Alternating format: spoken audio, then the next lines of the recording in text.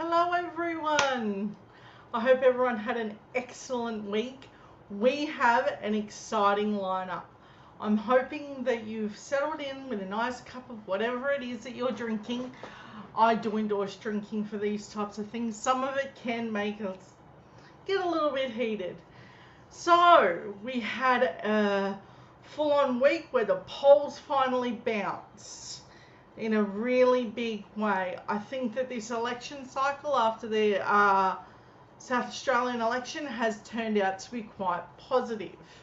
If you haven't seen it, I invite you to check it out. There's so much that happens. So we're going to talk about the big selling point of the federal government, and really it's not really a sale, it's more of a what can I bribe you with kind of thing. That's the feel I'm getting from it anyway. We are about 7 weeks from the election, and he cannot put it really past that. This will turn into essentially a snap election. So if you can't see that he's waiting for what he's calling an optimal moment, you haven't been paying attention. He honestly should have called the election now. And we're going to talk about the Zoe Daniels win. What's in it for you in the federal budget. We're going to talk about the New South Wales ongoing saga of, can Scott Morrison just take the party? Turns out he can, and he is. And we're going to talk about a very uncomfortable discussion about a minister that should have been canned, but instead was kept on in a very important role to do with children, and was subsequently charged in relation to children. These are all sort of big moments for us all, but I think that that's a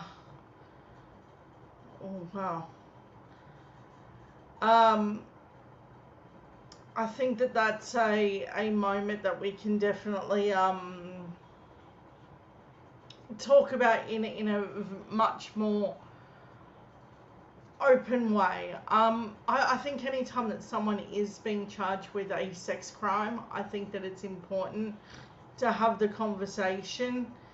And if we're not, we're all the worse off for it. So first we have a threat of jail. So this week, if you didn't see, Jackie Lambie was threatened. And not just a little bit threatened, we're talking about full-on jail. Now, from what I understand, this was not only a serious thing that was threatened, but it was compromising too. And I have really, really big concerns about what Scott Morrison said. And you should be really concerned about this one too.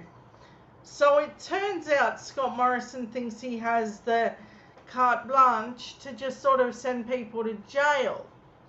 Right. I'd like to know where he got that particular legal advice from. Everything that I've read, he does not. He is no judge, jury, or executioner, I might add. It might not be wise to go threatening people with jail, particularly when there is a thing called parliamentary privilege, which we all know that they have that they have used in a ridiculous way to make outlandish claims at times. So, let's jump in. Jackie Lambie claimed Scott Morrison threatened her with jail time if she revealed a secret deal on refugees. Now, this one did not involve my favourite by Bella family, the Tamil family. And that is what I was really hoping would have been part of the deal. Sadly, that's not the case. Basically what we're looking at is some other refugees and these ones left there. Jackie Lambie has alleged Scott Morrison told her she reached jail time if she disclosed details of a secret deal that required government to allow refugees to resettle in New Zealand in exchange for her support to repeal Medevac laws. If you don't know what Medevac laws, they basically would allow refugees to get proper medical care. Yeah, because that's what we should be doing a deal on. Won't somebody think of the not treating medical needs? What the hell? Every time the LNP gets an opportunity, they find a way to make it incrementally worse for people.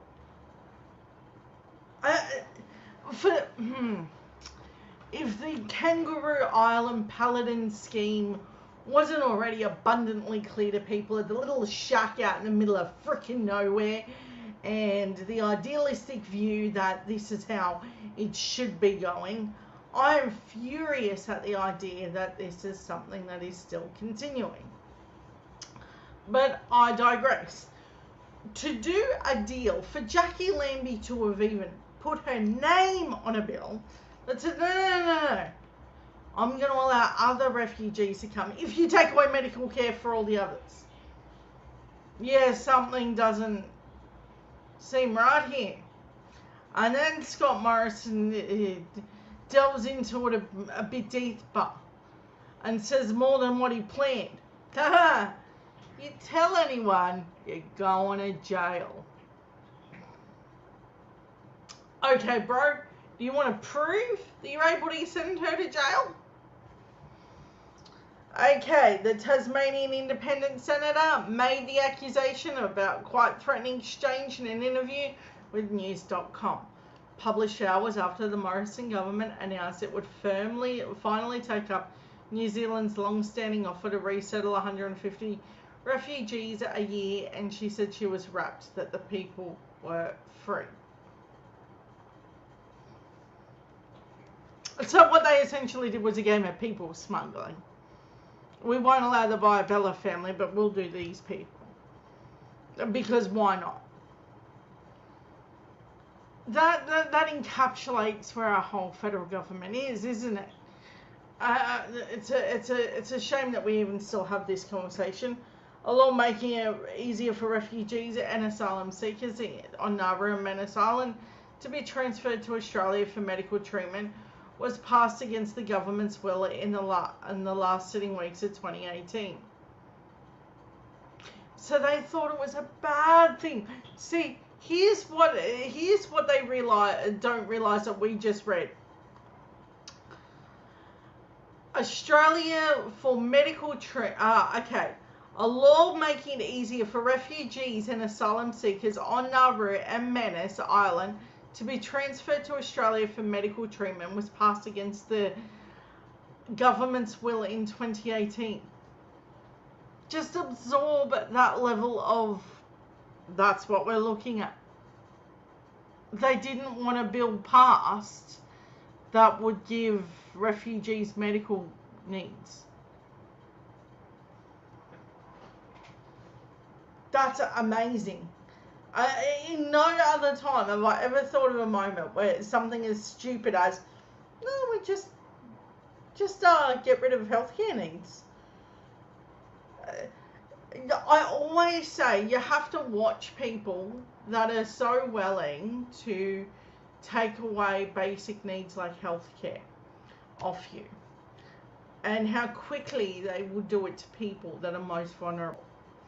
Because, honey, let me just fill you in on how this works. If they're willing to do it to refugees, they're going to do it to you down the line, because that's how it works.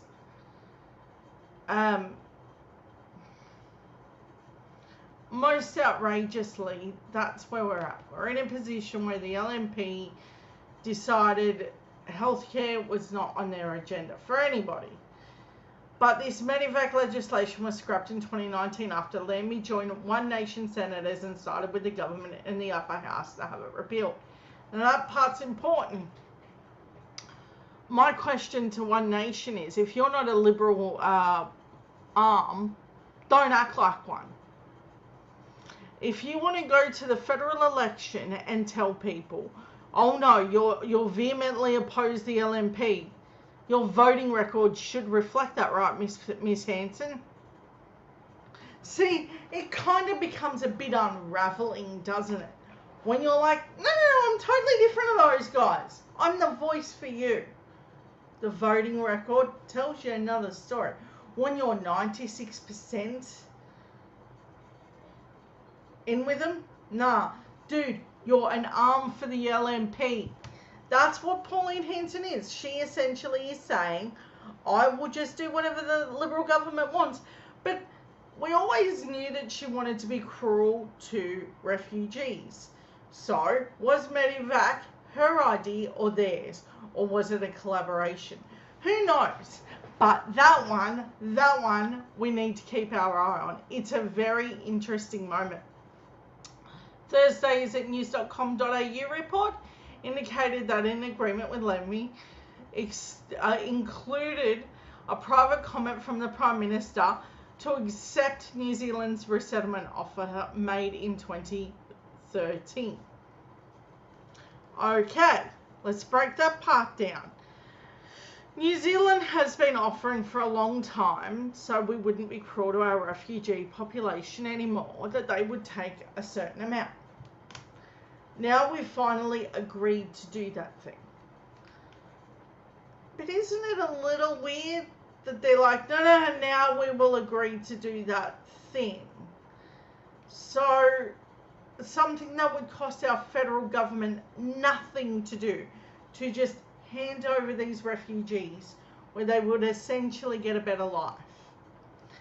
And Scott Morrison thinks it's a good idea to cover up that deal, where he would ultimately, should it look like, if you will, the guy who actually let refugees go. Why would he threaten Jackie Lambie with jail time? What is in that detail? No.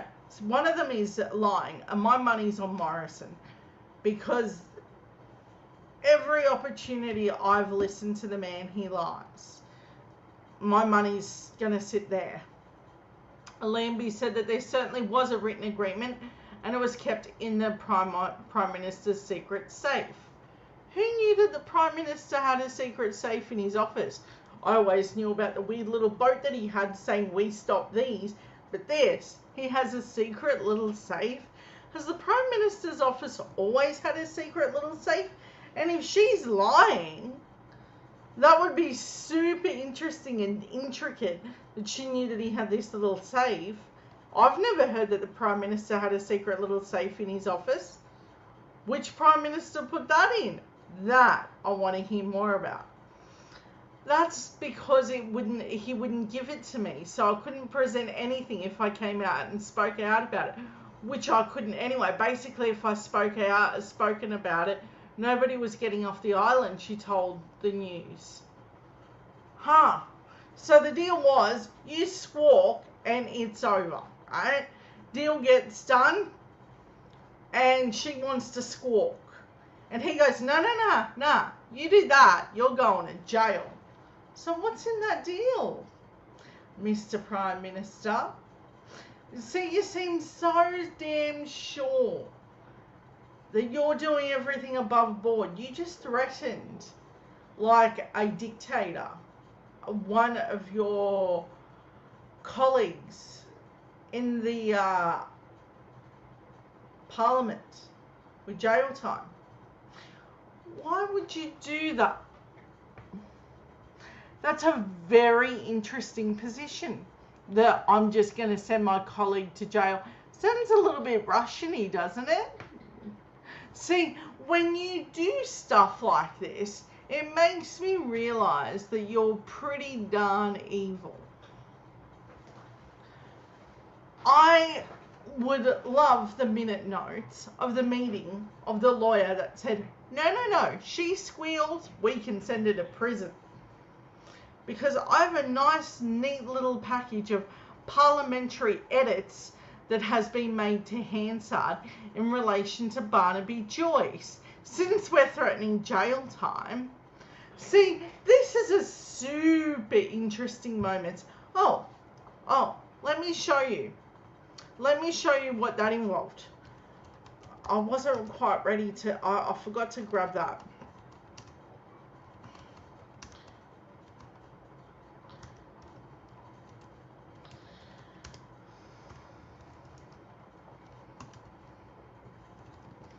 All right.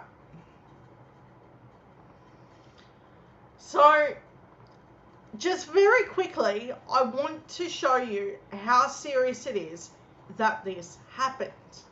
If he wants to claim some ridiculous thing of, hey, I can do this to you, what happens when someone does something like this? What happens when you change an official record? So, Mr. Prime Minister, I put it to you simply. You want to make a ridiculous claim. This is actually a jailable offence. This is federal stuff. You can't do this. You can't mess around with official records. Ever. You think everyone forgot about this? This is not over. I'm not done with you. I think that this is the time that I finally admit that this is not funny. How dare you threaten any member of parliament with jail time with nothing to support it? What an irresponsible, reckless thing to do. Now, I don't have to be a fan of Jackie. I don't think that she should have signed a deal. But you do a deal with the devil come knocking. What did you think was going to happen? That you were going to go sailing off in the sunset with a corrupt liberal politician? No. That's not how any of that works. If you thought for a single moment, Jackie Lambie, that those people were going to get the time of their lives and they were going to, like this was all going to work out brilliantly, boy, have I got a sailboat to sell you.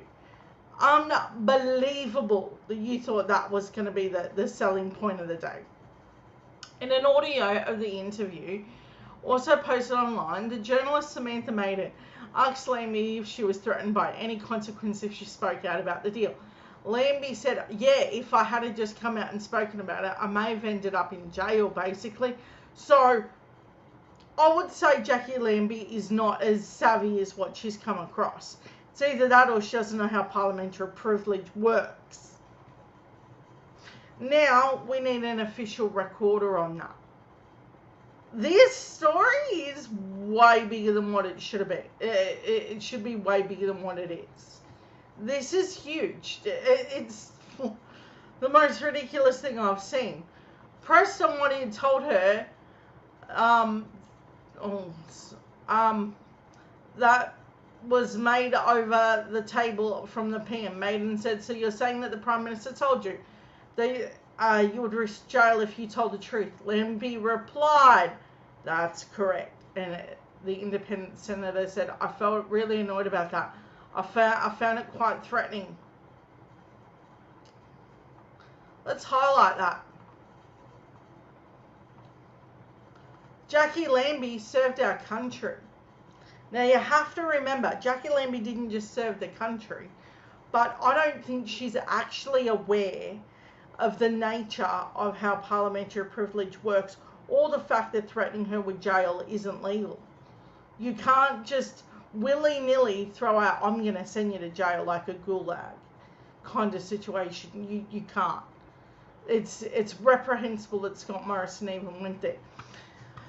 But that's for a whole nother issue. Lambie said Morrison should now release the documents about the deal and produce it without any redactions of it. Lambie was unavailable for further interview Thursday evening, but later tweeted that she didn't care about the prison threat. I was told about talking about the deal. Would it kill the deal? Jackie Lambie has served her country. Damn, if they were going to throw her in jail for this, good luck. Good luck. This was like when Tony Abbott was telling, after Pauline Hanson to begin with. Remember, he threatened her too, and they found this really weird legal argument to throw her in jail. So this isn't the first time that they've attempted crap like this. Now, I'm not a Hanson person, but that didn't look right to me. The Prime Minister's office refused to comment on Lambie's claims Thursday, but government sources says it was not correct that she'd been threatened with jail and dismissed any suggestion that the agreement was kept in a Parliament safe, in a safe in Parliament House. Two things that just happened. Two. Okay. So, other ministers deny that there was even this threat of jail. The second thing that they tried to deny, that there's no safe. Why would Lambie make up a safe being in that office?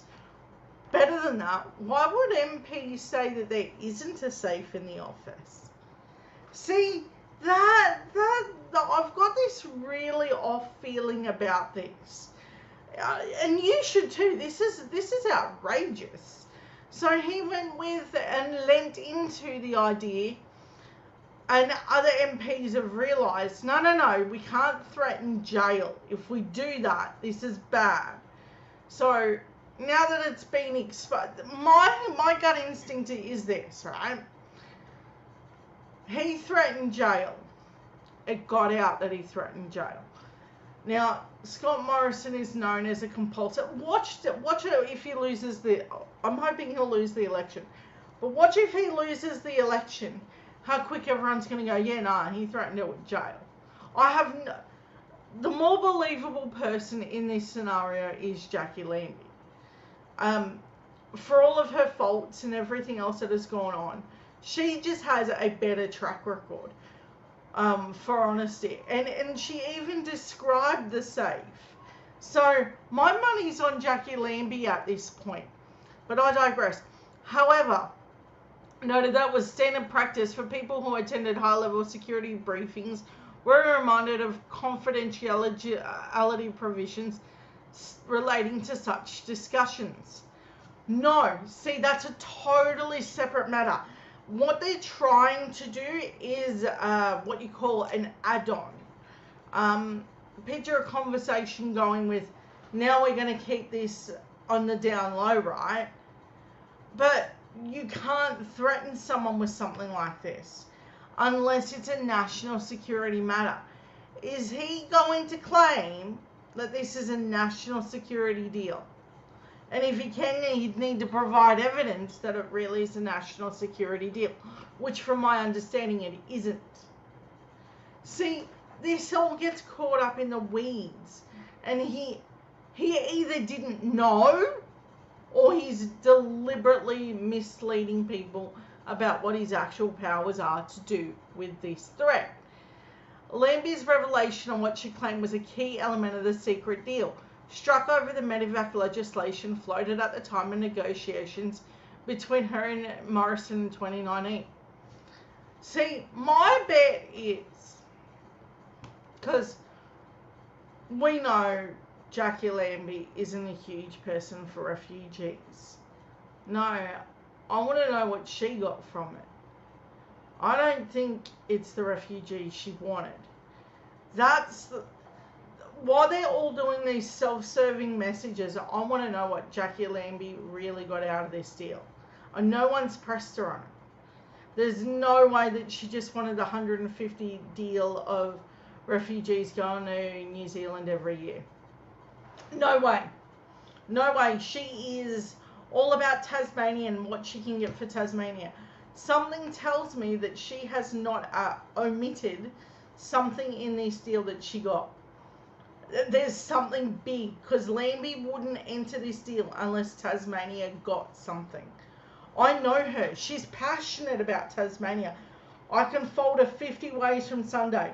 But ask her about Tasmania, and that woman happens to be very passionate for Tasmania. I've watched her, which tells me that I don't think she wanted a deal on refugees. I think she wanted something else. And that, my friend, is where I'm curious.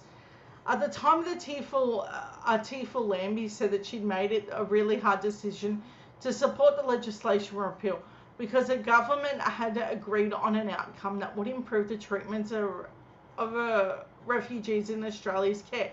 How would it improve the refugees' care if you're repealing Medivac? So this means immediately when they come here, a lot of the times they need medical care. That's just a fact of the matter. If you're enduring this long, arduous, dangerous journey to get here, you're going to need medical care. So essentially, she threw out the baby with the bathwater for a small little victory. So my question to Jackie Lambie's team is, what did you get? This is my sticking point. You don't threaten someone with jail time unless he gave us something. Unless there was some form of a quid pro quo here. Someone isn't saying something right. I believe Jackie that he did threaten her. And I believe Jackie that there's a safe. But I don't believe that this was just over the refugees deal. Because that's not how either one operates. I can't let the boats back up, and I can't let refugees die. Whoever's sinking in the ocean or waiting for a doctor, I'm voting to make sure that neither of these happen. See, that's how I know that she's racist as all get up. She has to go back to the diatribe of like all these mystical boats appearing. Nah, see, it kind of looks as shady as what I thought. Think of it like this, right? This isn't the first time I've caught her saying something that she shouldn't. Every one of these people dob on themselves, and I don't know if they mean to, but my God, it makes it so easy. We've worked out an outcome I believe we both want, which is an outcome that our borders are secure. See, why would she say that our borders wouldn't be secure in accepting refugees? Another very racist comment for a multicultural country that she supposedly wanted to defend. See, it all kind of falls to shit when you start pulling apart the statements. See, that's how I know that she's lying. There's more to this story. That old adage of it makes the border secure to stop refugees. No, it doesn't. What an absolute bunch of cops want. If she wants to go with that rhetoric, I challenge her to show me any evidence of that.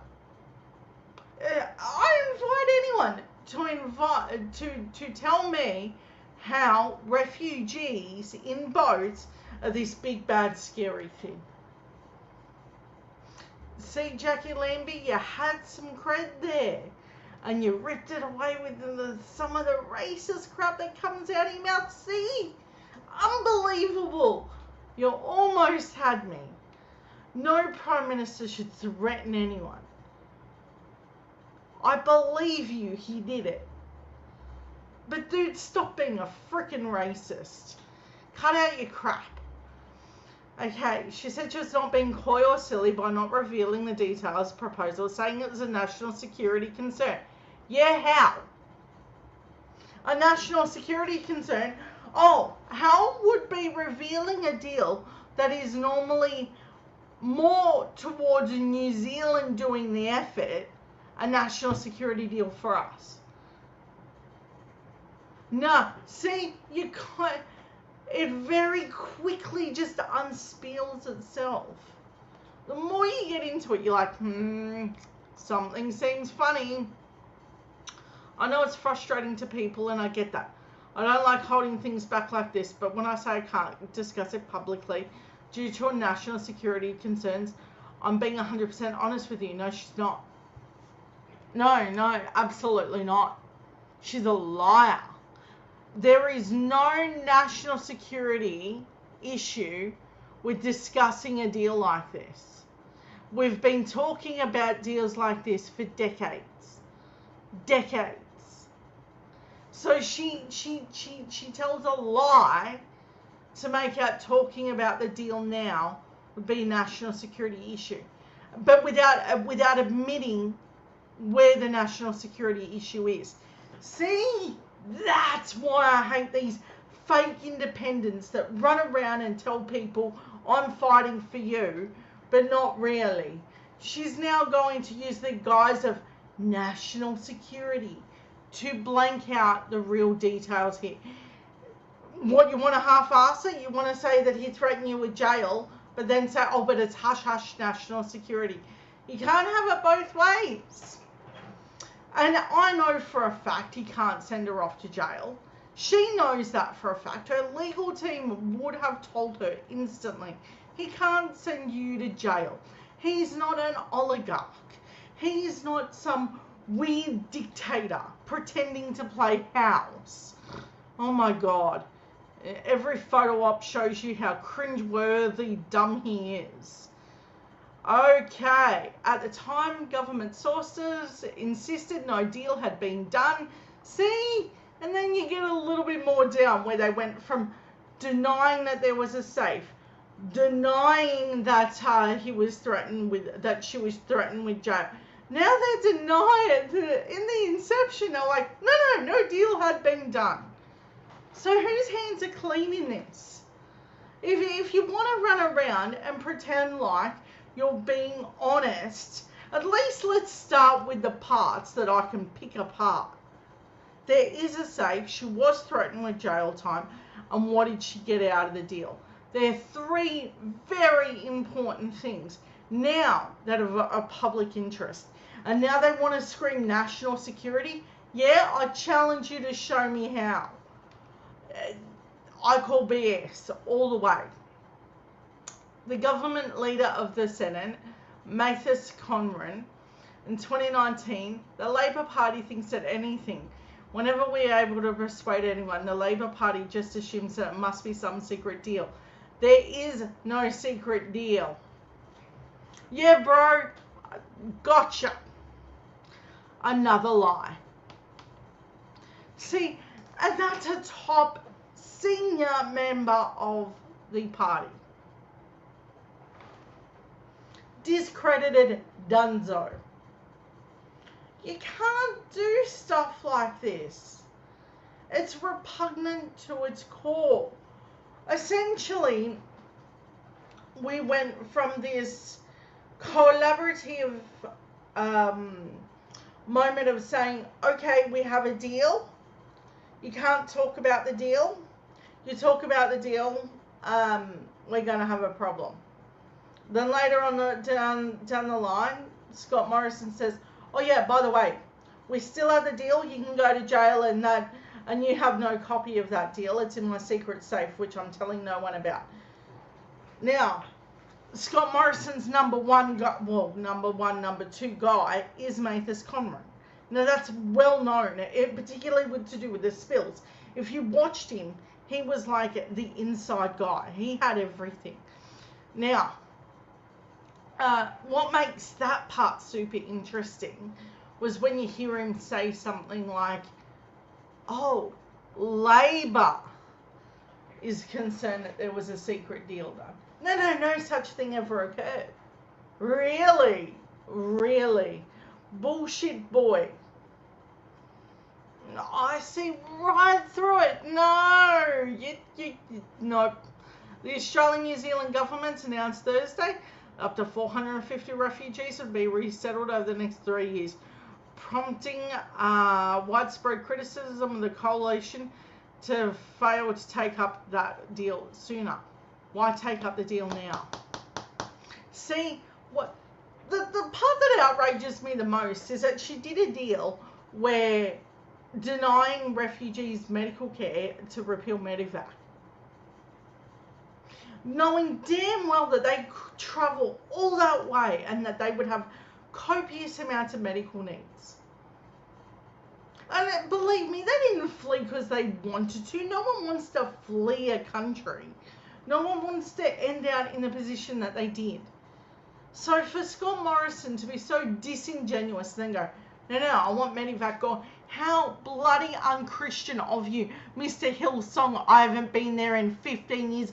Lying twat waffle. No, you liar.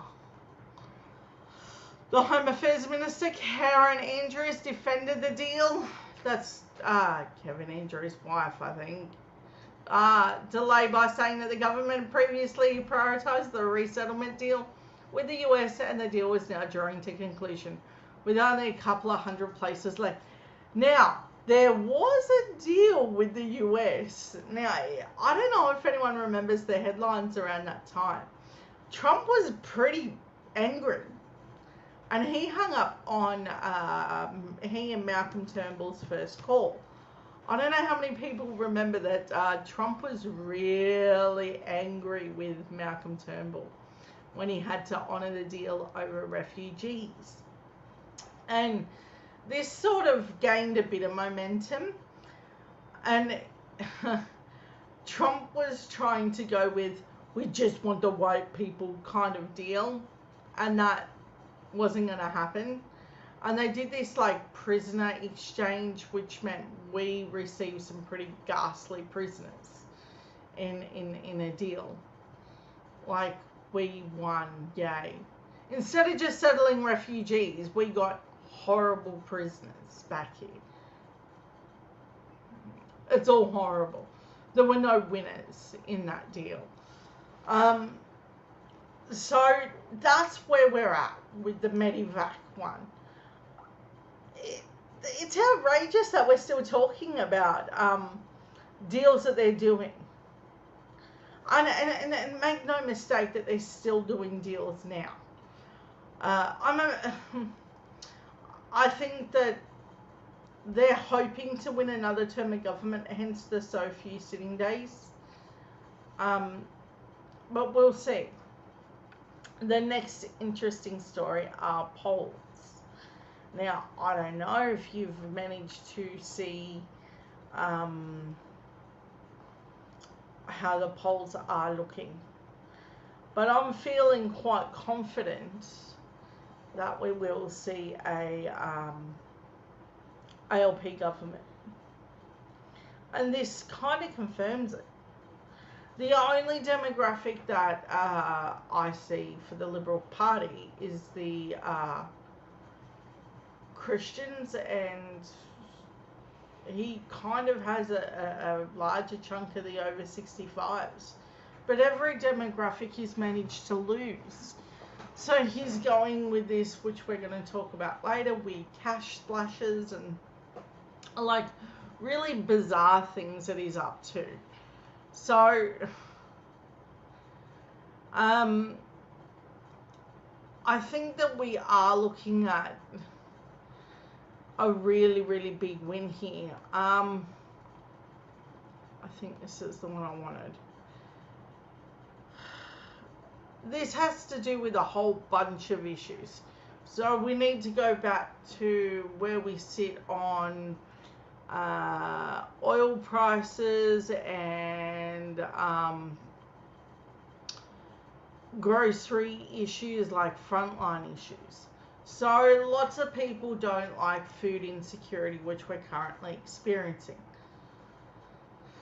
Who knew that we were charged 44 cents out of every litre to for fuel, taxed?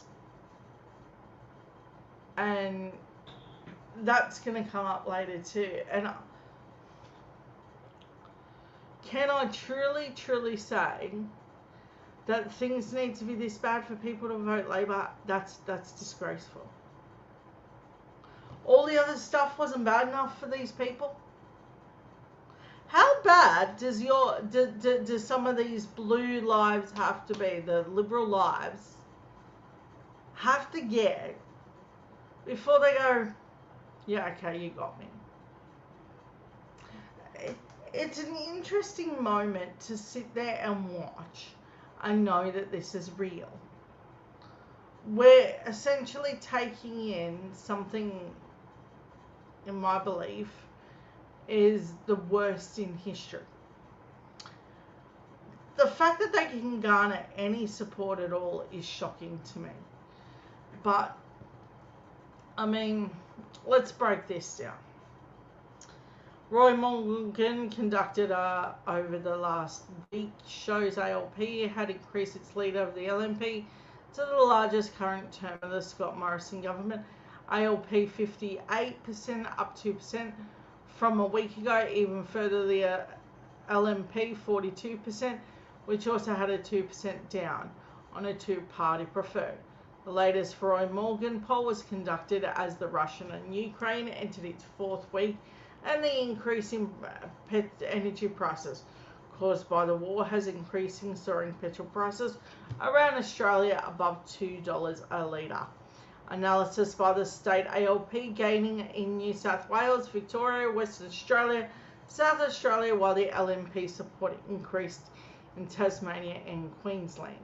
Now that's a concern for me. Anytime I see a moment where Queensland is still up for grabs to the LNP, what is wrong with you? I live here. We are a red state. It's not hard to turn it red federally. What the hell, Queensland? Tasmania? That's a bit shocking too. I hope that part's wrong. But I'm holding on bated breath. This Roy Morgan poll on federal voting intention and government confidence was conducted via the telephone. Online interviewing of 1,400 Australians and electors aged 18 up plus from Monday, March 14 and Sunday, March 20th. There were 7.5% of electors, up 2 points, which wouldn't say who they would support. So there's 2% saying, I don't know. How is there like 2% of this whole 1,400 lot saying, I don't know? What are you doing with your life where everything is this bad and you're like, I don't know. There is a clear two-party system. And you're like, one party's going, hey, you know what? If you vote for me, your life will get better. That's Labor. You have the Liberal Party going, oh yeah, no, I'm just wanting to create this weird bigger bill and, you know, toss out any sense of normalness for you ever. And there's still 2% of the population going, I don't know who I'll vote for. Are you kidding me? There's like this 2% swinging voter element to this mix. That's insane.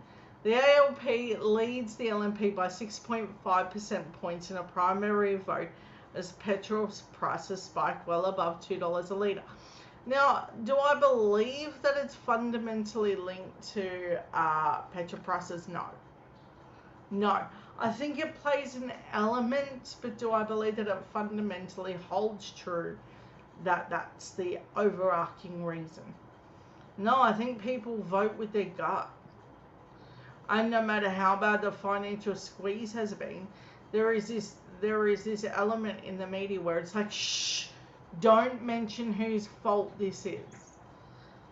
And that's what I think is happening here. That's why I think there's still this weird support for the LNP. Because there's a media that's like, nah, don't see anything, there's no real problem. Primary support for the ALP increased 0.5% to 37.5 in March as petrol prices in Australia hit record highs. Support for One Nation was unchanged at 3%, while support for Cliver's United Party unchanged at 1%. Support for other parties increased 1.5 to 5%, while support for independents was unchanged at 10.5. All in all, I think the country has lost in data like this. This ultimately shows that we don't have a media that's gonna be honest about its position. I need to start filling up these bad boys with wine before I start this. I get animated. Okay. Voting intention by state, leading ALP in 5 states, behind only in Queensland. Voting analysis state by state shows that ALP leading a two-party preferred basis in 5 states, with the LNP joining a slight advantage in Queensland, easily the strongest state from last election. The ALP leads in New South Wales has increased slightly from a week ago, now on 57.5, up 1 point from a week ago, compared to the LNP on 42.5. Now, do I think that that is a state issue? Abso-freaking-lutely. Oh yeah. They're looking at the floods and how the federal government let it down and then the state government let it down. And they're looking at the LNP as a whole right now and they're going, oh, this is pretty a horrible situation, untenable. The ALP's lead in Victoria also increased with a 64%, up 4.5 points from a week ago compared to the LNP on 35.5. Well done, Victoria. Well freaking done. I'm so proud of you guys. On a two-party preferred basis, the result represents a swing of 11.4 points to the ALP in Victoria since the 2019 federal election. The LNP has again increased its advantage in Queensland, with the LNP on 54.5, up 2.5 points from a week ago, even further ahead of the ALP on 45.5. Pick up your game, Queenslanders. We cannot deal with a federal government of LNP any longer. This is bad. The ALP's lead in Western Australia has increased from a week ago from 59% up 6 points. And South Australia, the big state election victory over opposition since COVID-19 2 years ago, the ALP has increased significantly, 60.5, up 6 points. So I think that we are in different times. And I think that all the other states predominantly can see these markers for now. But because Murdoch has 100% buy up here, I know it's a smidgen dodgy. Okay, now I want to talk about bullying. Senator Kitching, former Senator Kitching, passed away and was put to rest last week. As horrible as that situation is, I need to discuss who was really trying to call out bullying and what this meant. So I'm going to talk about an old story. Samantha Maiden thought it was cute to run around and make ridiculous claims. It appeared to me that it was unethical and not any part of journalism. But if she wants to dig dirt, Twitter can do it better. It has a lot more little arms than what you think. So Samantha Maiden might want to be quiet for a little while and not attack any other people that she thinks that she can use former Senator Kitching's death for. Because Twitter doesn't forget your misdeeds. Let me show you what Samantha got up to a few years ago. She wants to call people bullies. Well, here we go. The only tears shed were on her own last Friday as political reporter Samantha Maiden was shown the door at the Canberra Press Gallery by her current employer, Sky News. Bam, she worked for Sky News. See, when you bring yourself undone with a stupid thing like, hey, I work for Sky News, but I'm totally on par. What were you doing? See, when you work for a corrupt kind of guy like Rupert Murdoch, you can't go, no, I'm totally square. Twitter caught you by the tail. Now you're lost and should be out of journalism because it's not what you're doing. I didn't know that you had a job at Sky News. So you did work at ABC 10 years and AAP, the Australian and Sunday Telegraph.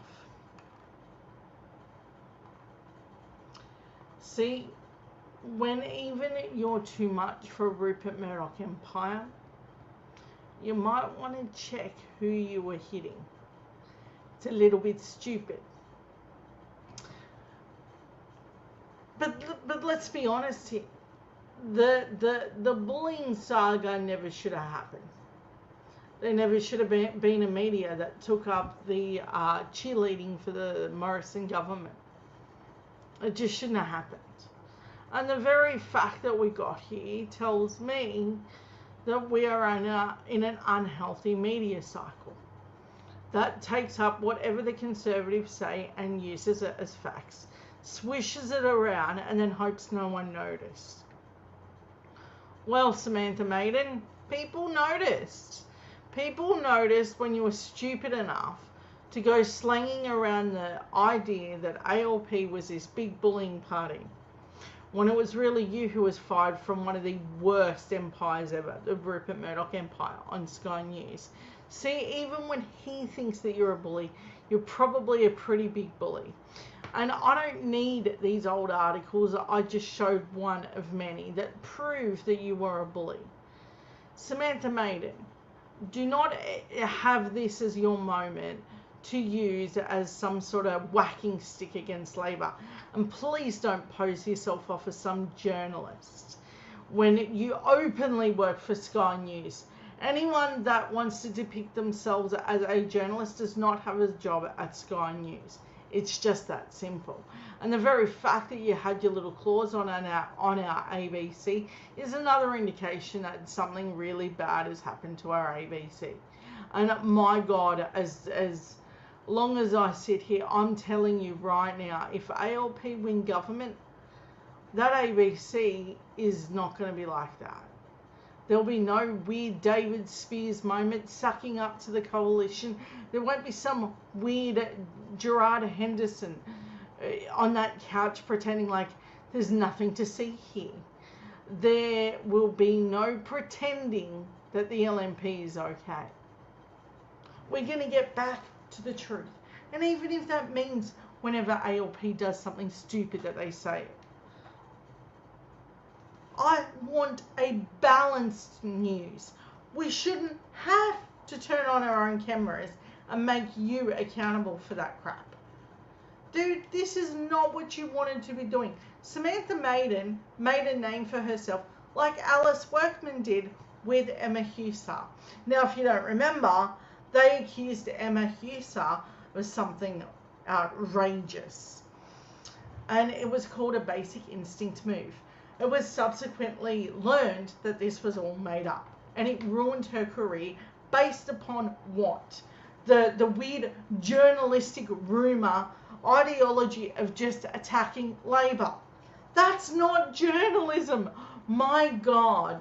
If you have a real story, please share it. The very moment that you come out with stories on Craig Thompson and Eddie Obeid and all of that kind of stuff, that was journalism. You did use it as a bit of a whacking stick, but that was journalism. What you did to Senator Kitching, not journalism, I'm afraid. That's just sheer slander. And worse, you used it to attack a party for whatever reason, whatever floated in your mind in that moment, Samantha. I don't care what it was, but I definitely talked to you on Twitter to address the nature of your own history. And so did the rest of Twitter. And now Peter Van Onselen is running around pretending like he's the biggest victim of the year because Twitter didn't like him. Well, if you're not going to play fair and you're going to be best friends with Christian Porter, but then say, I'm a fair and balanced journalist, nah, bullcrap. People are going to notice. You cannot behave this way. We do not have a media. We have a bully system where we're punched down into this idea that the ALP are bad, and no matter how many misdeeds the Liberal Party do, we are left into this ideology of, well, aren't they wonderful people? Aren't they doing all these great things? So yeah, absolutely not. Absolutely not. And I will not sit around and be told that the Liberal Party is the party for me just because the media hypes it up to be one. I watched Jim Chalmers today on Insiders. My God, he did a stellar job. But according to David Spears, not so much. When you watch their Twitter feeds and you watch what they're saying in real time, you can clearly see their biases. That's something social media couldn't hide. It could no longer hide its biases in talking about the conservative angle that they had and how much they loathed having a left party. I remember during the 2008 crash, you had different people come out in the media and talk about how much money they were going to lose. They weren't concerned about how much money you would lose. They were concerned about themselves financially. And this is when the rubber hit the road, when you heard them say, oh, but I have my investment properties. Then the light globe went, and I went, oh, this is like a housing drop. This means that they get less returns. This crash wasn't about how the rest of us were going to go. No. You were covering you. And that there, 2008, should have signaled to everyone exactly what was wrong. Because you had them pawning off live on TV, people like David Koch running around telling people, hey, yeah, no, we're going to get hit really hard by this. He wasn't talking about it from like a day-to-day grocery shop. He was saying that his investment properties were going to go under. That's my problem with this. I don't care if you're rich, crazy rich, but I care that you put your political persuasions above the greater good of the public.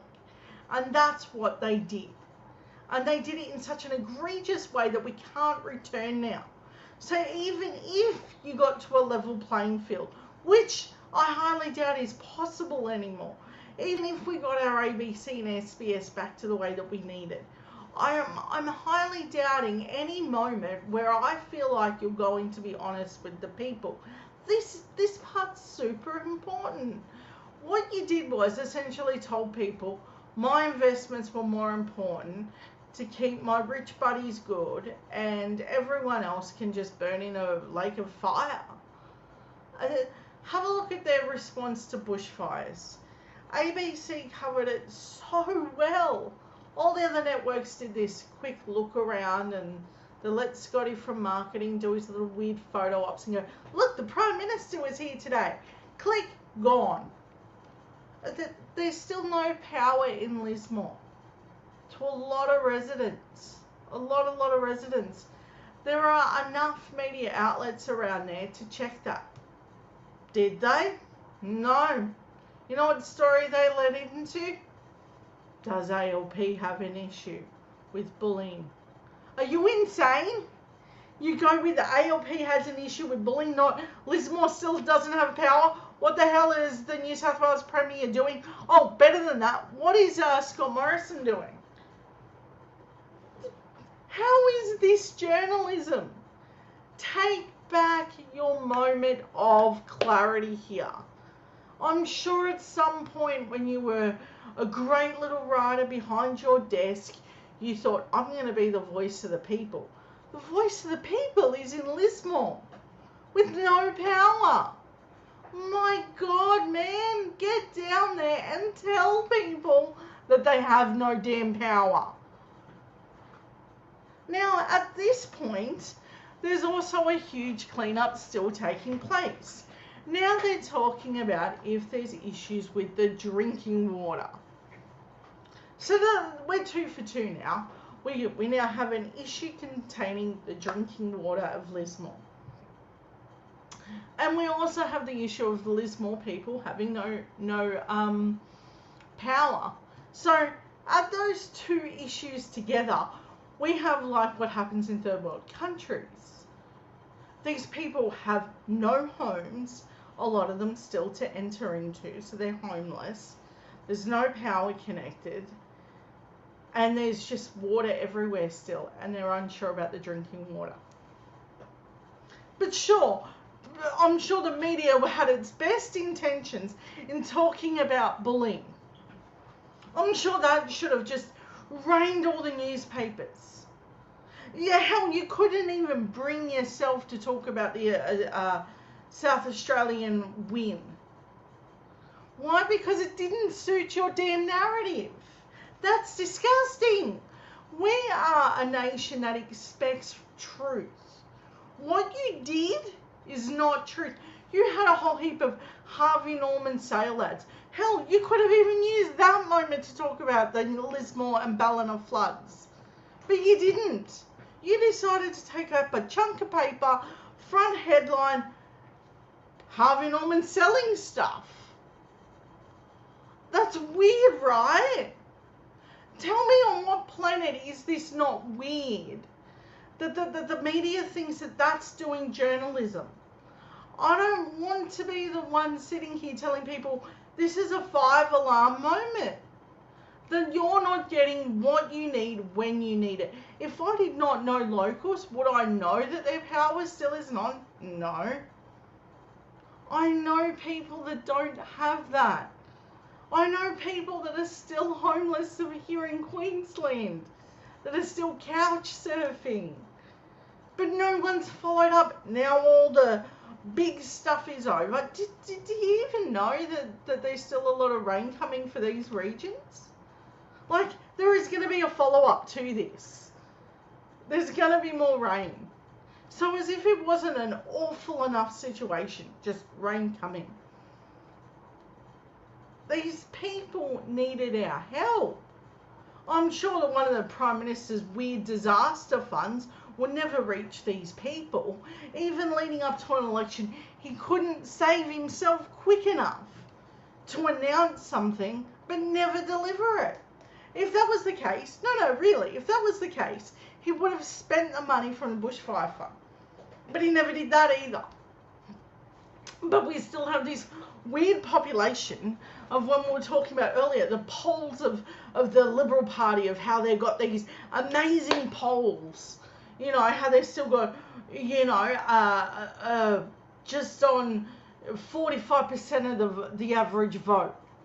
Are you insane? If we had real media, they wouldn't even be able to scrape 20%. In no way is that informing anyone of anything new. But I'm going to even go to something more disgusting. See, there's a thing called For Your Information documents that you can obtain freely in most cases. This is a case that you definitely would have had the media on the inside of. But they were so complicit in helping Gladys and her crew in New South Wales that they decided, I'm not going to talk about this. They could have FOI'd court documents that stated what was on the docket and what was coming up. So they knew, the media knew this was coming, and they didn't care to tell you. They thought that the headline of bullying in ALP and Harvey Norman sales was better. They thought that was a better thing to tell you. But I digress. Let's get into what happened and how they did this. Because I'm telling you now, this is an absolute travesty. We're talking about children that were harmed as this all went down. And they kept him on. They kept this dude on. So let's unpack what that means.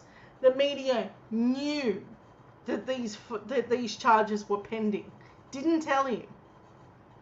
They had this weird little moment of sycophants out the front of Gladys Berejiklian's office when she resigned. Still didn't tell you about it. They knew about all of this stuff with ICAC. Barely mentions it. Now this. How much harm are you willing to let a Liberal government do before we're like, nah, this is a shit show enough? But check this out. Garth Ward charged over historical sex abuse of a man and a teenage boy. An independent New South Wales MP, Garth Ward, has been charged by police with the alleged historical sexual abuse of a man and a teenage boy. The member for Kiama, the former Liberal frontbencher, which is a new trick that they've got, whenever they're caught in a scandal, if you notice that last week, if you tuned in, 5 Liberal MPs turned independents or resigned once they were caught in an expense scandal. This is their new trick. And this is why you cannot trust an independent, because they're truly not independent. And it's a way of keeping their job but saving the facade for the Liberal Party. It's disgusting. And the thing is, this guy still held the big portfolio during that time frame. The member for resigned from ministry and moved to the crossbench in May last year. After it was revealed he was being investigated by police. But he still had a major role in it. The 40-year-old attended Oaks Flats police station today. He has been charged with 3 counts of assault with an act of indecency, on 1 count each of the sexual intercourse without consent and common assault. Detectives allege Mr. Ward indecently assaulted a 17-year-old boy at Maroon Meadow in 2013 and sexually abused a 27-year-old man in Sydney in September of 2015. But the headline still was, Labor has a bullying problem. That's insane. This is where it's at. Are they insane? How this is a national news, mind blown. It's fundamentally flawed that we're still having a weird conversation about bullying while that crap's going on. But they're like, no, we're fair and balanced. I call BS. Nah. Okay. He was granted conditional bail and due to face Paul Kembler court in May. Right? So they knew that these charges were pending, kept him on as long as they humanly could. And when they made the pound, so he was interviewed many times. When the final part came out, that was it. They did this really weird resignation from the Liberal Party, turned him into an independent, then went, bam, gotcha. And he still held all of his weird positions. Didn't tell anyone. Weird, right? In a statement, Mr. Ward said he was completely innocent of the charges. Yeah, I suppose you can go with the alleged victims, but I'm more inclined to go with people in these sorts of positions are less likely. There's more than one victim here. I'll put it to you like that. And I mean, I'm furious that this is... Dominic Perrott says he wants Ward to resign from Parliament immediately. Yeah, because he looks like a guy that's interested in ethics and all. Mr. Death Cult. I will be instructing my lawyers to seek and bring the matter before the courts as quickly as possible. And I look forward to demonstrating my innocence there, he said. But he's still a member of Parliament. Like, this guy... is still like running around as if he's, nah. While others have already attempted to prosecute my case in the media rather than the courts, out of respect for the system of justice, I will not be doing the same.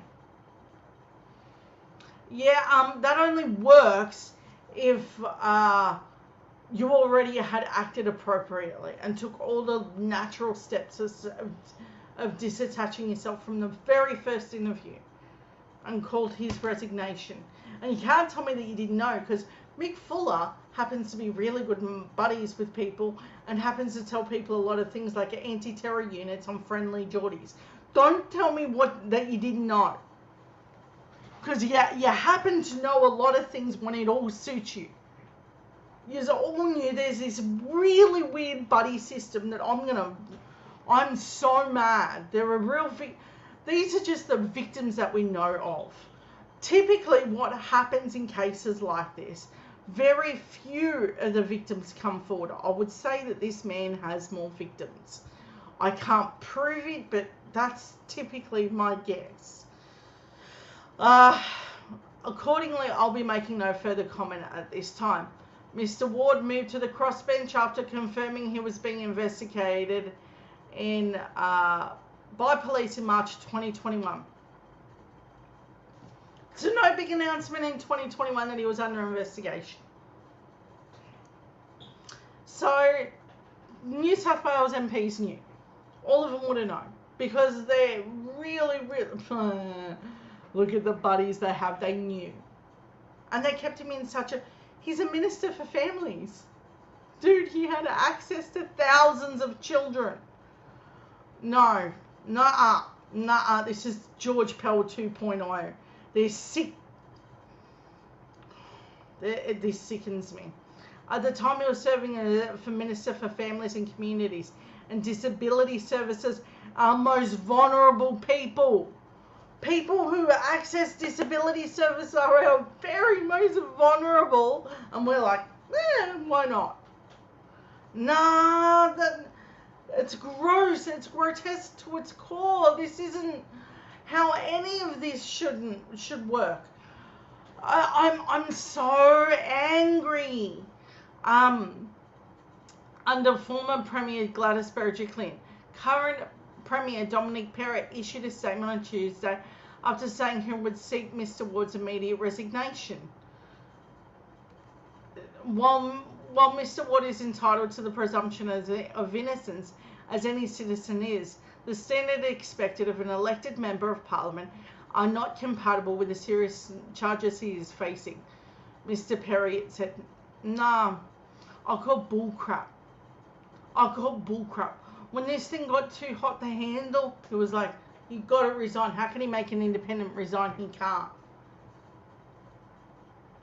That's the tactic here. Get him to move his independence, claim outrage, pretend like you really, really want him to resign. It's all bullcrap. Next minute, he'll say he's part of the same gatherings as all the others. Following the discussion from Acting Premier, I have therefore attempted to contact Kiama MP to seek his resignation from Parliament in immediate effect. Should Mr. Ward not resign from the government, we'll move a motion to remove him from Parliament. The Premier said he has written to the Liberal Party's State Director asking Mr. Ward be suspended from the party, pending the outcome of the criminal investigation. Yep. Acted way too late. Anyone with a brain could have seen what happened there. It was irresponsible. There's no doubt in my mind that each of them knew what went on here. I'm of the belief that not only did they all know, they all kept it hush-hush and they did what they always do. That is a sign that they didn't want to act on all of these, on the merits of his crime. And now, any crime against a child is horrible, but a member in Parliament makes it even more egregious, because their power and position, particularly with access to children, is repugnant. to me. All right, what do we got up next? So, I have a story that involves what does it mean when we're having discussions about social issues. So, whenever we have a moment of social change, I've noticed that there is like this demonizing of whenever we get to the point where we're like slightly fixing something. I call it a reckoning, a social change that makes things incrementally better for its time. Right? Now, here's my issue with this. Calling people woke as an insult to the new virtual signaling, which was a new political correctness gone mad, usually means one of two things. One, I hate how you're making me feel guilty about my life choices. Two, I'm not dealing with aging particularly well. Now, if you have someone in your family that is not coping with political changes, political activism, people that get progressively better, all the way back to peaceful war protesters back in the 60s and well before that, were considered these woke people. Now, I use inverted quotations because I think it's bullcrap. I think it's a way for them to hide behind their agendas. This is something that I think needs a really healthy discussion. I think that we are in a time where things are changing, and they're changing rapidly. Whether it be in the middle of a pandemic, or whether it be with your children, and we're talking about how much time we each spend on social media. It's not woke to be informed or to feel sympathy about something. To say maybe that person does have it less off than me, maybe we should help them. And that, to me, seems a fundamental issue of where we are as a society. We've taken this ad hoc attack and turned it into this.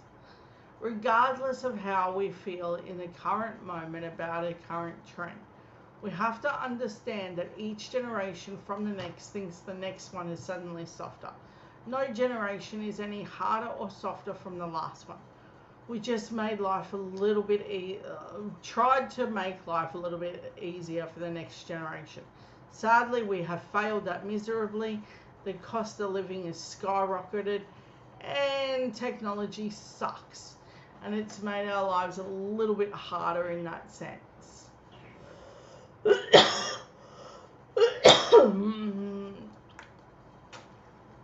Some of us are coping really well in a technology era, and some of us aren't. But I do think fundamentally things are changing, and we have to figure out a way to move along. But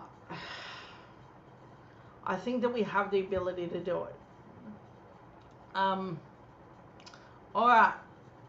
Next, I want to talk about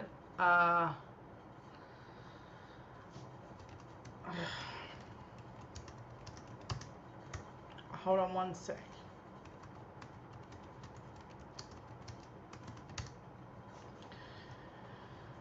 So, I want to talk about where our education system is.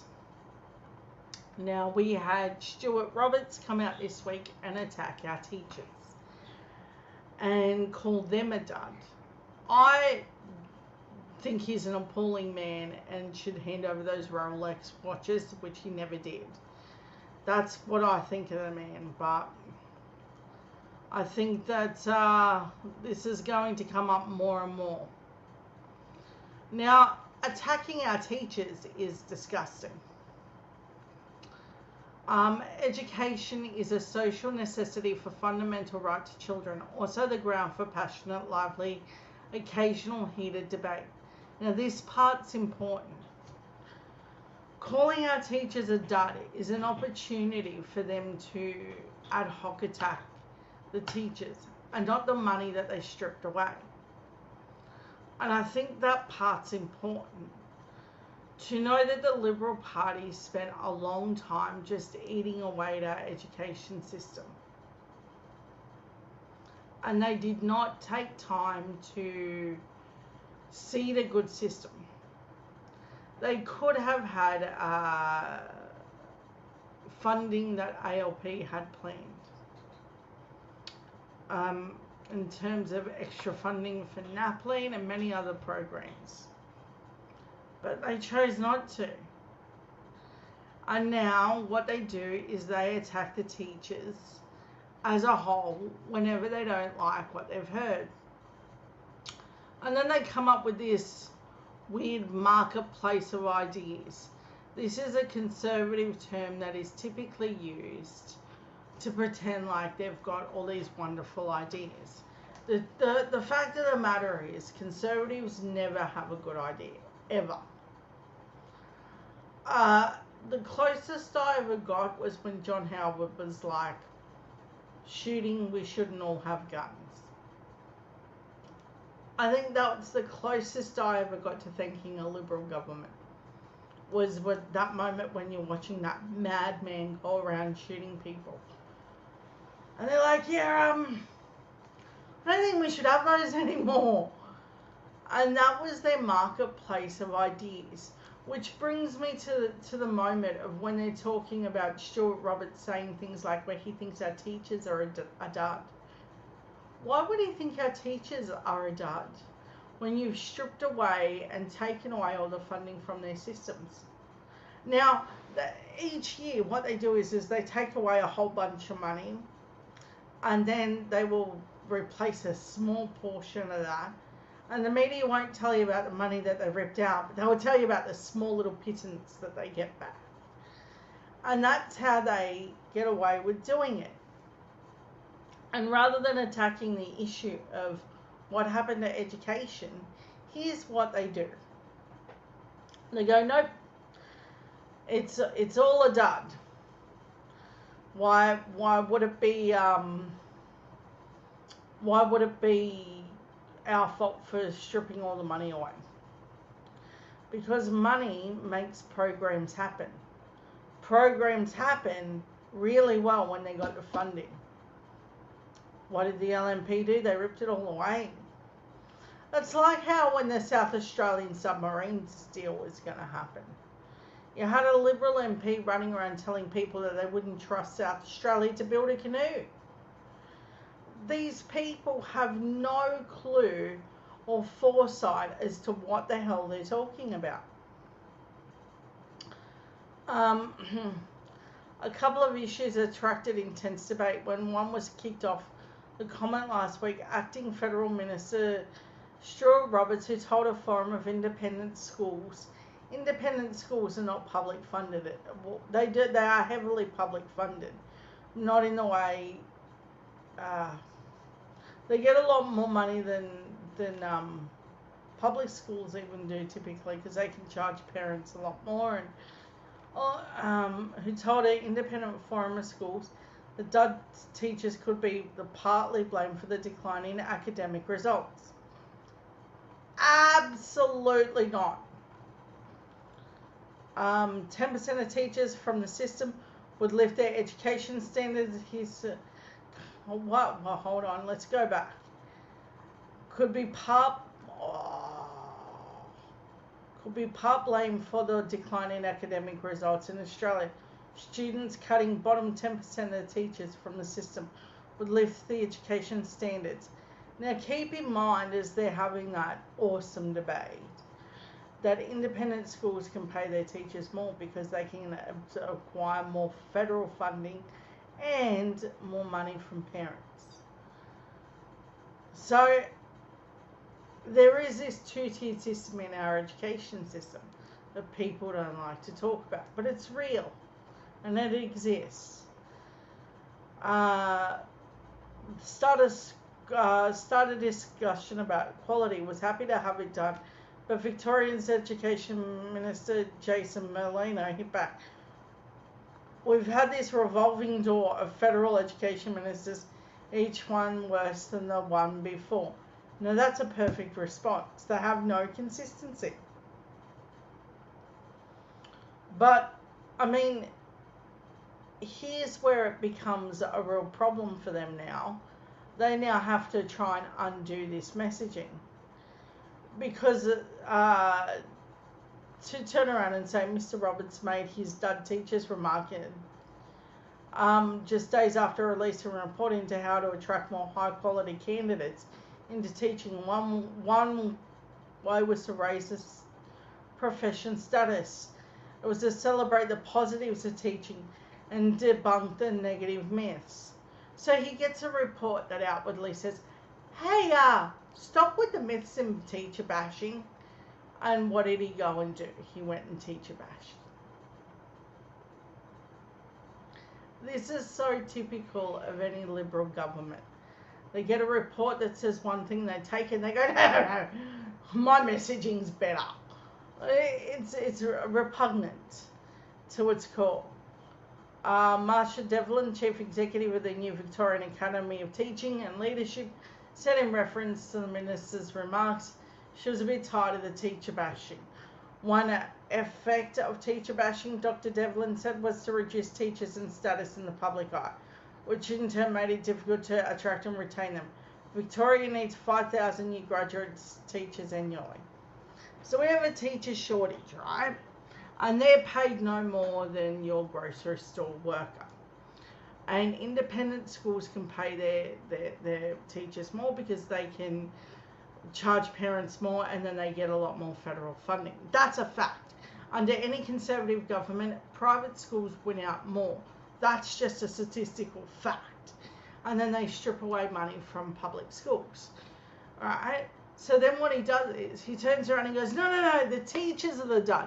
Not the funding that we took away that we know measurably works. No, the teachers are the issue. Let alone that you're not paying them well enough.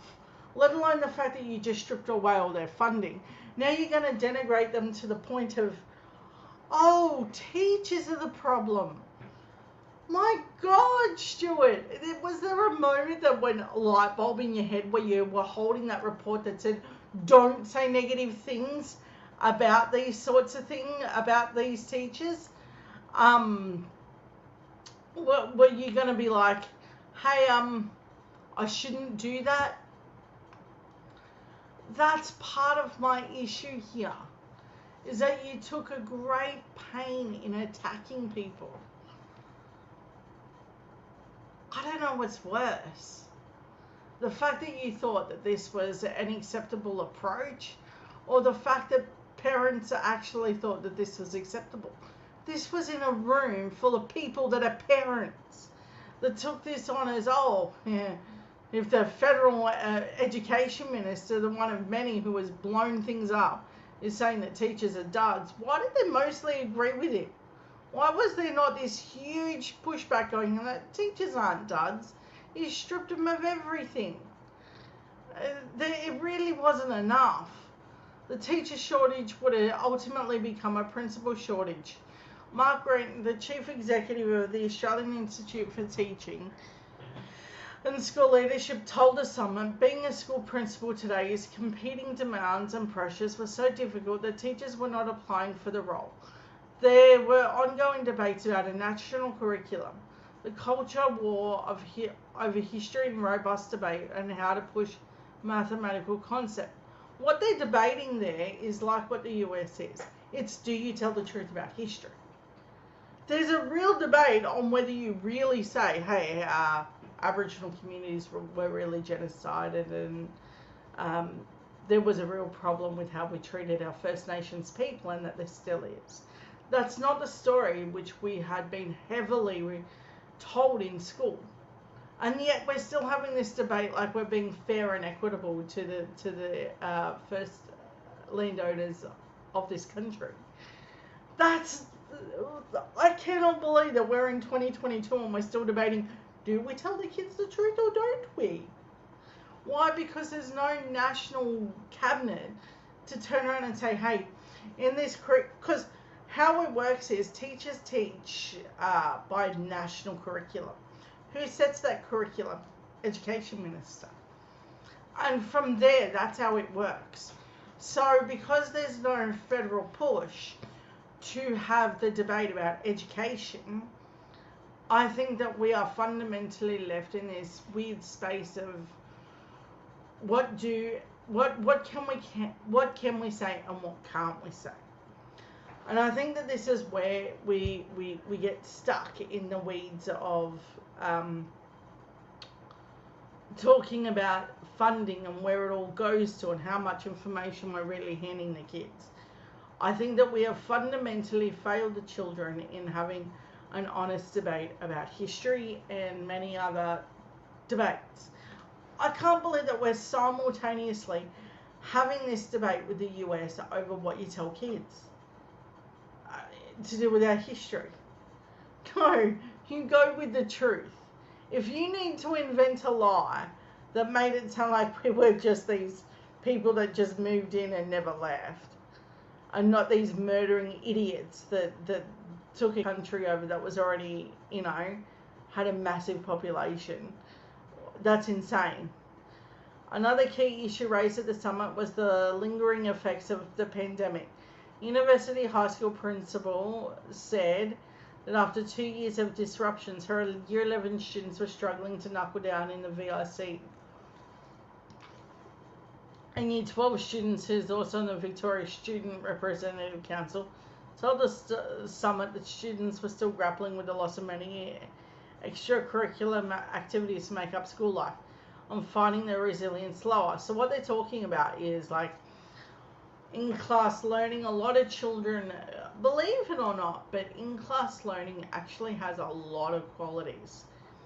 So you can bounce ideas off each other, and there's a lot of benefit to doing that.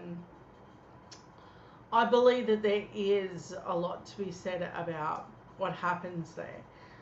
But I think to make the school experience real, the kids do need to have that face-to-face contact, particularly at such a vulnerable age. When this is the super social stage. They're not at the stage where it's get out of my face, unless you're mum and dad. I'm feeling that right now. My 19-year-old, I barely see him now. It's get out of my face. I'd rather live with my friends. It's painful and awful. That face-to-face learning experience for him is undoubtedly what's going to get him through. But does he need to see me on the same level? Apparently not. So feeling a little bit of the sting of the rejection there. But I digress. Family and education to me is very important. School is an experience. It's about debates. It's about sports. It's about meeting your friends, and it's about gossiping on the oval. And there are all these little things that we didn't realize that were in part of the school experience, and it was all gone. My daughter talked about this. I have a 15-year-old, right? Now, I rarely talk about the fact that I have children, but I do. I have teenagers. And I didn't realize how fundamentally important it was that they had these social moments. How important it was to their mental health that they could physically see and touch one another.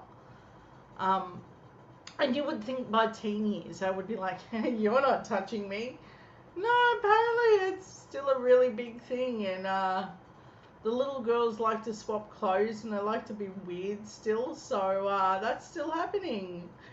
So those are the things that we all thought kids would have bounced back from. Turns out they're not resilient in terms of when you take away social structure in these vital years, it does have a bit of a runoff effect. And I think that we're still on the backslide of that. So I think to have an education minister come out and make such an egregious statement about education, I think we're in real trouble. But I think even worse than that, I think we're in a position where we've told kids that you'll just bounce back. not in these formative years. Some of these formative years, I still have people that still talk about how amazing they thought high school was. And I'm like, dude, I'm nearly 40. That's not funny, you know? Um, and I think that's the super weirdness of this. How many of these kids are going to come out and go, no, no, no, I'm cool with this? That's where this thing gets me stuck. Is that we're having this conversation about kids and education, but what we haven't managed to grapple with is their social well-being, because that's an important part of how they do in school academically. A lot of the time, a kid that's able to grasp the social aspects of everything and has a better outlook on life, those statistics can't be argued. And I would say it would be irresponsible to overlook that at this point. So in having these discussions, I want to say, as a parent and as a person that believes in education, we should be having the debate about what happens. We've now just had this weird experiment of kids not socially interacting. There's going to be years and years and years that we're going to be seeing the ongoing effects of that. I understand why it happened. It's just sad to watch, though, still, all in all. And I think that there's going to be this fundamental moment where we have this light bulb moment that was a super crazy thing that happened. I think that we should have had maybe a better system in how they communicated, because I do think having the kids all away from each other, particularly during the year 10, 11 and 12 years, I think it did do fundamental damage to these kids when you've got the kids saying things like, I haven't had this face-to-face learning. And I think that I'm now seeing some of the effects of that in my own children. My oldest, who goes to UQ, did have a conversation about, I had to sort of say, hey, in-class learning is great and everything, but make sure you're safe when you do it. And I think that was something that we all had to sort of grapple with, the back to in-class learning and what that would mean. And we had an education minister that totally muffled it all up and turned it into this strange moment of, well, I get to call teachers a dud because things haven't worked out so well. One would think stripping education of its money, and in the middle of a pandemic, things weren't going to be great. And how about, instead of attacking our teachers, you went back and actually did some good stuff? But, you know, so I want to talk about the small break that might be coming your way. So the federal election is coming. So what that means for you would mean these huge cash splashes. Now, a lot of people in the group do watch a lot of what's going to happen to them moment. Now, I have a lot of pensioners and other people in the group, so this is why I thought I would touch on where you win. Okay, pensioners will secure a one-off cash bonus of $250 in the federal budget next week to help out with the cost of living of pressures. Now, this is a very small one-off payment. If pensioners are sold off by one payment of $250, well, we're still paying over $2 a litre in fuel, and there's no food on the shelves, and you're still finding it difficult. I'll also add that he does not include families in this at all. Check it out. He does not include families in this. He confirmed that putting in place the systems to pay more money within weeks, as Prime Minister Scott Morrison calls the election. The one-off bonus will not be paid to parents on family payment. So the ones being squeezed the most are parents, right? Or, well, no, they're all being squeezed a lot. There is this huge poverty with the elderly on the pension and stuff. But parents too are feeling it. Rather than just saying everyone gets it, he excludes parents. Why? I don't know. But this is like, what you're talking about now is these bonuses that they're talking about are $250. You get it once. And he thinks, election winner, $250 will definitely get me a revote. I don't know any pensioner that isn't feeling the squeeze right now, that is going, $250 will get me out of a hole. Dude, no, they don't. We have here in Queensland this thing where there's no basic foods, like they're limiting what you can buy. They've got this thing where it's like you can only buy certain amounts of this and that. And you know who the first people to get hit up? The elderly, because they're not there to fight for it. And they shouldn't have had to. So they used to do these half loaves for the elderly because they couldn't get through a full loaf of bread. They're all gone. There's no bread. There's no basic elements for people still today. So this one-off payment of $250, I'm going to suggest is bullcrap.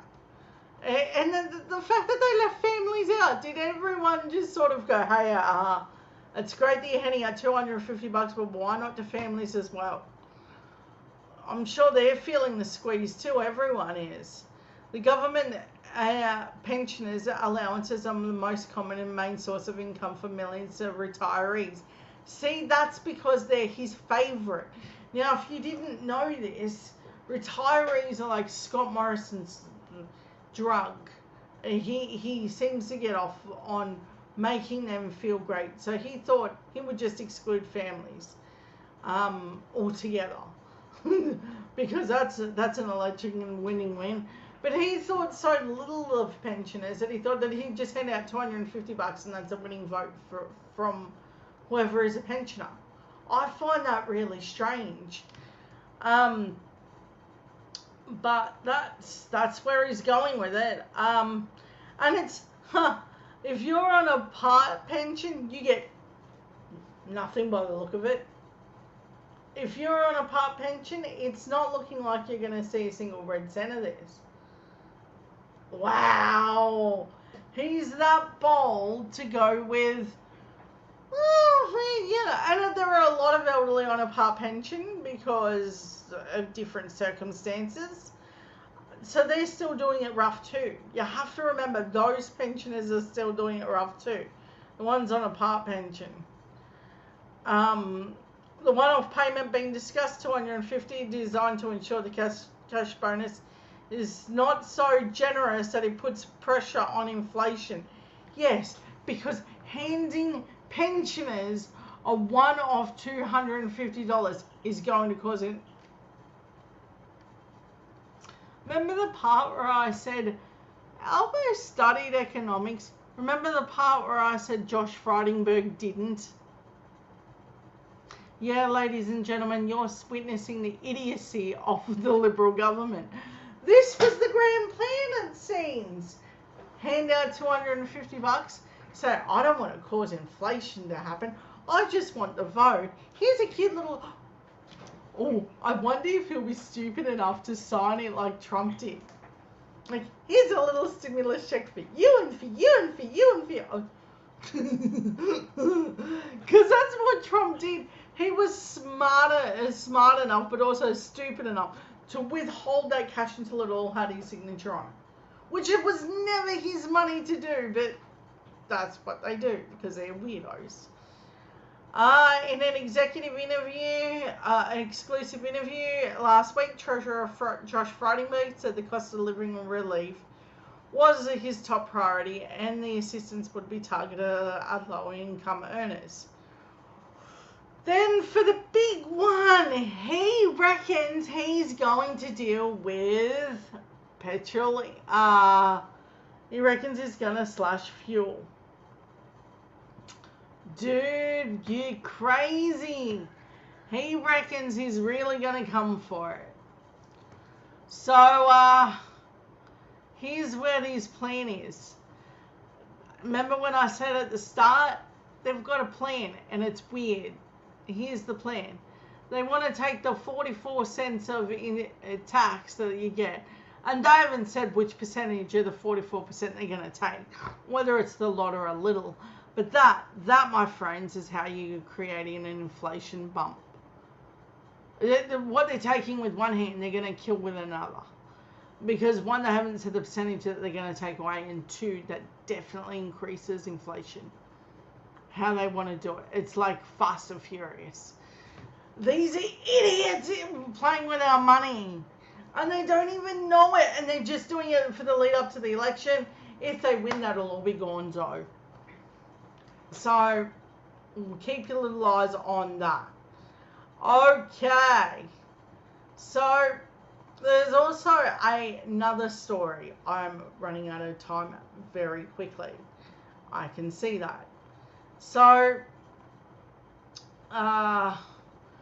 Zoe Daniels won a court battle this week. Tim Wilson thought it was funny to have a moment of stupidity.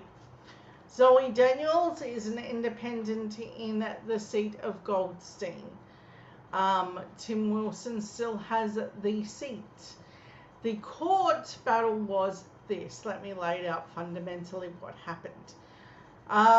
Zoe Daniels was putting up signs for a federal election.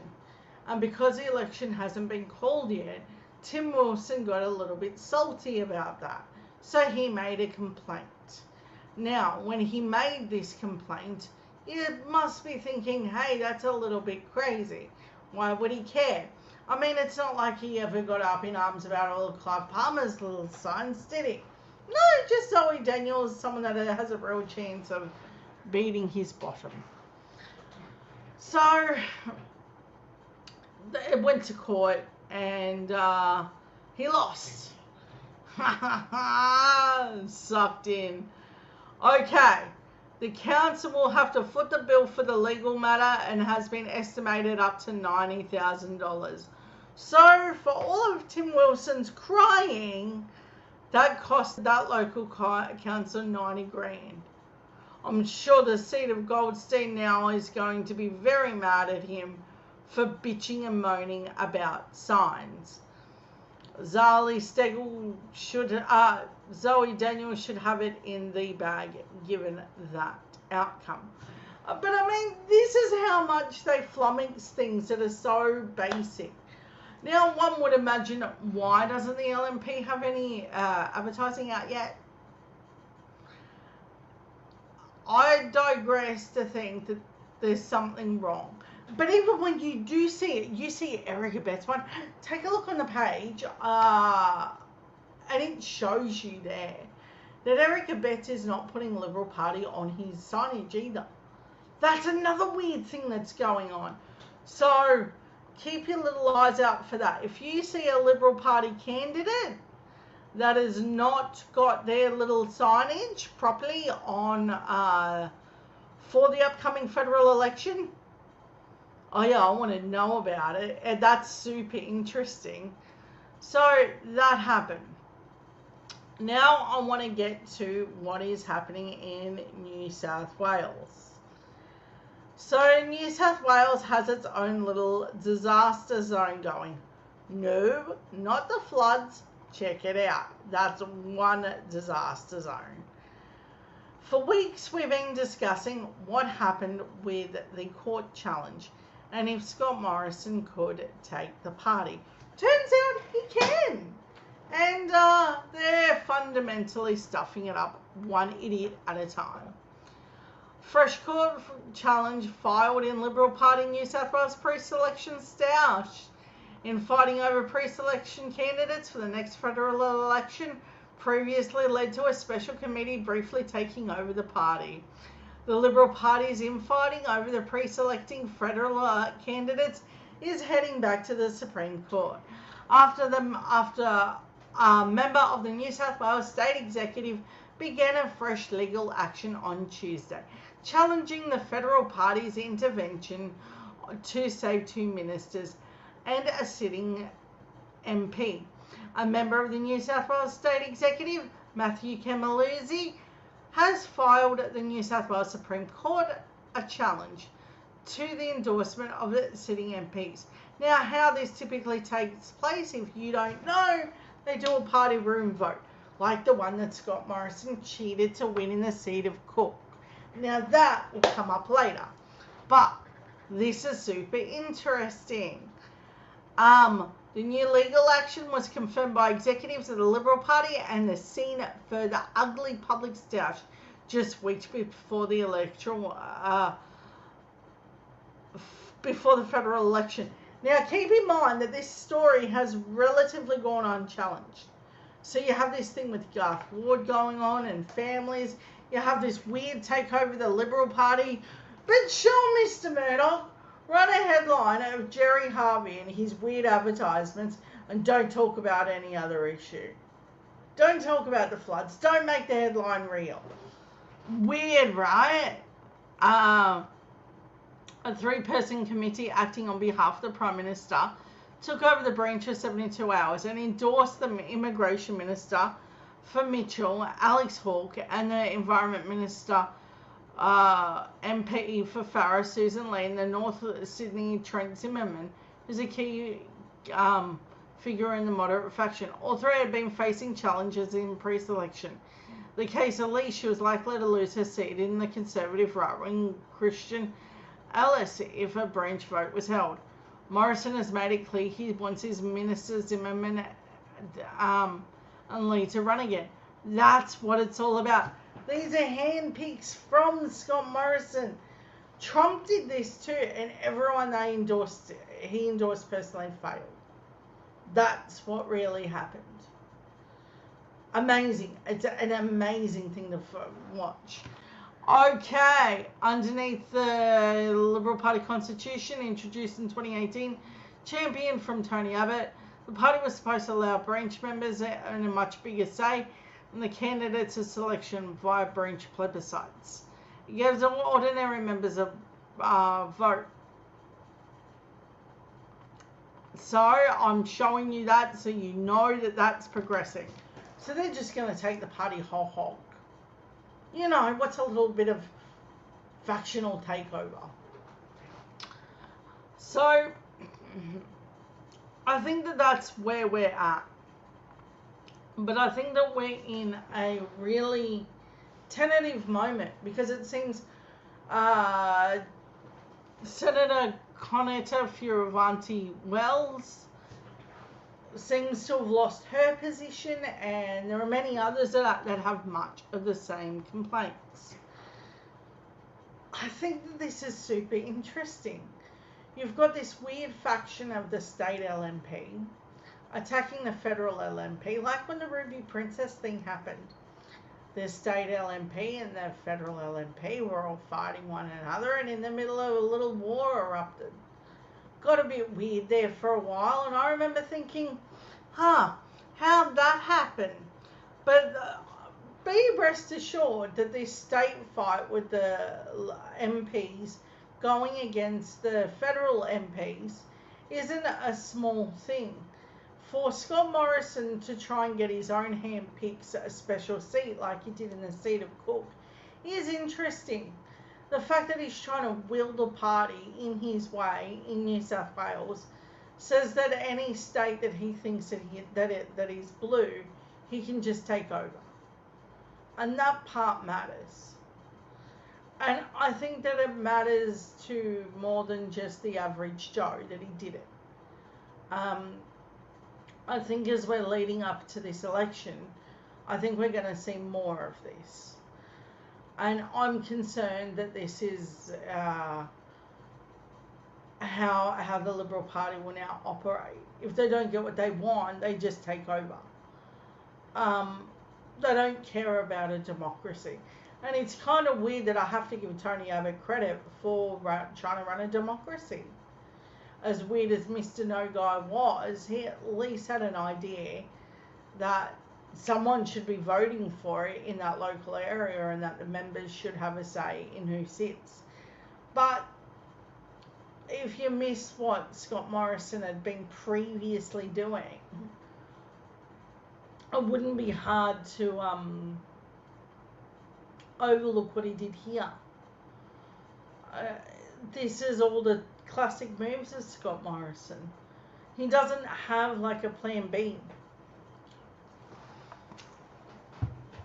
Essentially what happens here is how we want to see the cook. He just cheats. He doesn't want you to have a democracy. He wants to have everyone he picked. And to hell with if you like the person or not, that's irrelevant. What's relevant to them is, well, I get to tell you who to vote for. And you have to wonder, does that have federal implications? If enough New South Wales people knew that Scott Morrison was trying to take the ultimate role of how the New South Wales election was going to be run, and who sat rather than the people living in the area, the members of that party, you'd have to wonder, does that play an impact? And I mean, this goes back to why they've always thought ALP having a quota of a 50-50 status weird. Why is that weird, that they think that a woman can do a job equally as good as a man, and that the ALP have not had a boys' club? You can see the fundamental differences. The LNP has this like weird cultish closed door boys' club. And then you've got the ALP that's saying, hey, maybe women can do the same job as men, and they should be allowed to have that 50-50 say. And therefore, ALP takes up the debate and saying, oh, this is, we should have just as many women as men. My interesting question is, why does he want Susan Lane? What dirty deeds does she have where he needs to keep her in his corner? One would ask, if she didn't have anything, why not drop it and pull one of the boys' club in? That's typically how he does things. Why not have someone from his church? He's done enough of that and outfitted all of them. He even has a QAnon sort of dude in his ranks with the Jenny Morrison. He's friends with a heavy Q supporter. That story died out very quickly.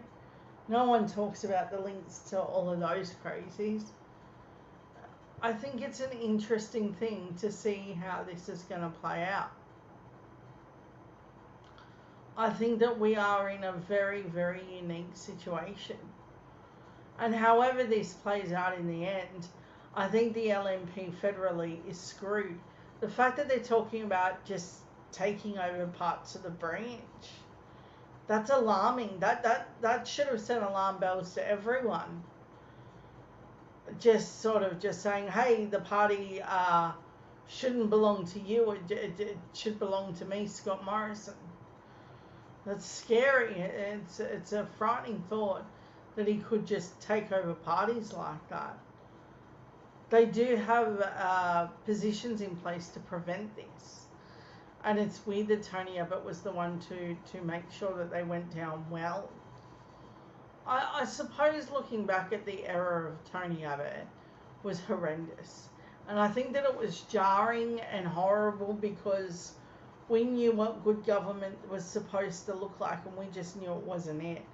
And now we've become so complicit in this whole system that we've sort of shrugged our shoulders and gone, seems normal to me. And that's what seems really odd about this takeover that Scott Morrison has partaked in. To see him actively go out there and then go, yeah, I'm just going to take over the New South Wales branch of the party and that'll be that. I think it's scary because imagine if the Liberals had gained the upper hand in South Australia. He would have done exactly the same. He couldn't even win his own seat of Cook. I don't know why he thought that this was an appropriate action. But yet here we are. But anyway, I think that this is going to be a interesting set of timeline, and we are in an unusual spot with the Liberals, and we're going to have to deal for a sec.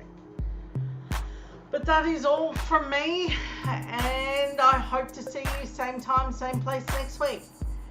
And I hope you have a wonderful evening. Have fun, guys. See you next week.